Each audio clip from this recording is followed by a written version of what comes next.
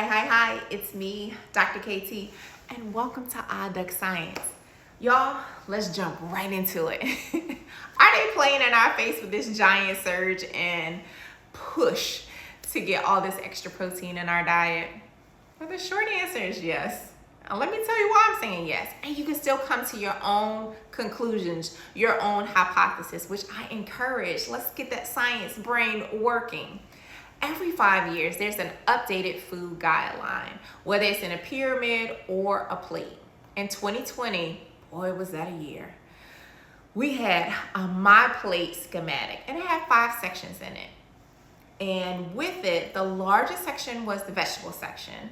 And then there was an equal portion between proteins and grains, a smaller portion for fruits, and a very small portion for dairy. The entire premise behind this was portion control and knowing what foods and how much to eat of them based on a plate. Now, we had a regime change in 2026. RFK Jr. steps up and he becomes the Secretary of U.S. Health and Human Services, and he provided a new spin on the way we eat. He brought back the food pyramid and then inverted it. One of the major changes from the previous version of that My Plate was the recommended serving size for protein. It doubled. Currently, it is recommended that we get between 1.2 to 1.6 grams of protein per kilogram of your body weight. And I know you're saying, Dr. KT, that's the metric system. Break it on down back for us. So I'm about 198 pounds. And if I multiply that by 1.2, that says I should get about 100 grams of protein that I would need to consume according to this new inverted food pyramid. Whew, that is a lot of food. That is a lot of protein. I feel full even saying that. Now, the other big suggestion from here is that the inverted food pyramid says that the majority of this protein should come from animal protein. Now, we know the importance of protein. It is essential for building and preparing tissues. It produces enzymes and hormones and even regulates our appetite. We know we can get it from turkey, chicken, beef, seafood. And here I'm gonna blow my whistle, toot my horn, toot, toot, toot, toot, toot, my science hat and say you can also get it from plant protein. Plant protein includes things like seeds. So look at your sunflower seeds, pumpkin seeds, lentils, beans, tofu. There's several different ways that you can get it.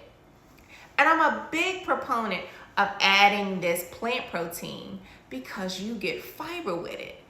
And fiber is so important because Americans, we're not getting enough of it. Someone said that fiber needs the marketing behind it that protein got. And I 100% agree.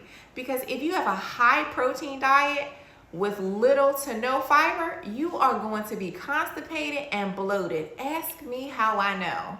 I went from a vegetarian diet to starting introducing meat, and my gosh, I was miserable for the first 2 weeks. Now, what we do know is that according to the WHO and other studies, Americans are not deficient in protein. So we're doing just fine. We just suck at getting fiber. So the increase in this guidelines, this doubling of the protein, was not backed by science. Surprise, surprise.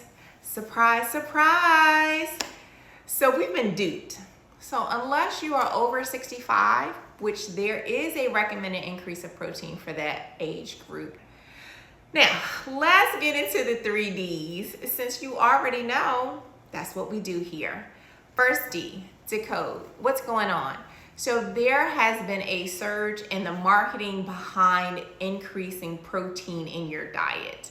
There is no science behind it that we need to double the amount of protein that we were getting before this new suggestion or this new guideline came out. What we do know and what we do have science backing is that we don't get enough fiber and that high amounts of animal protein are linked to saturated fat, increased saturated fat, increased heart disease, and the list goes on. Second D, diversify. How does that affect me? How does that affect my community? Oh my goodness, let's get into it. The dietary guidelines are used to create meals for school lunches. They're used to create meals for our military. And they're also used to decide what is funded during WIC. And WIC supplies about 1.4 million Americans. So my thought process here is currently pushing this double the increase of animal protein in the diet. Are we going to see these children, these adults, our military men and women, our families that are on WIC, are we going to see increased heart disease? Are we going to see increased health, chronic conditions that happen because of this guideline? Makes you think. All right. Last D, the third one, dazzle. How do I put my dazzle on all of this? First, one of the things that I want to say is, as always, we have to be smart consumers. And it's like, Dr. KT, how can I be a smart consumer if they keep doing all kinds of trickery when it comes to this? I agree with you. And this is why we have spaces like this, so we can exchange ideas and converse back and forth. So with that, I will say the guidelines that RFK Jr. has provided also states that we need to cut out ultra processed foods. I have no idea what ultra processed is. It's either processed or it's not. And a lot of the things that we see are pushing added protein, things like protein water or protein applesauce, protein popcorn, protein ice cream. All of that is processed. So we should limit the amount of processed food. If you're going to increase the intake of protein, do it the whole food way. That means eating chicken, eating beef, and y'all are gonna come at me. That means limiting processed meats. So think about turkey bacon. Think about, turkey bacon, any type of luncheon meat, Lunchables.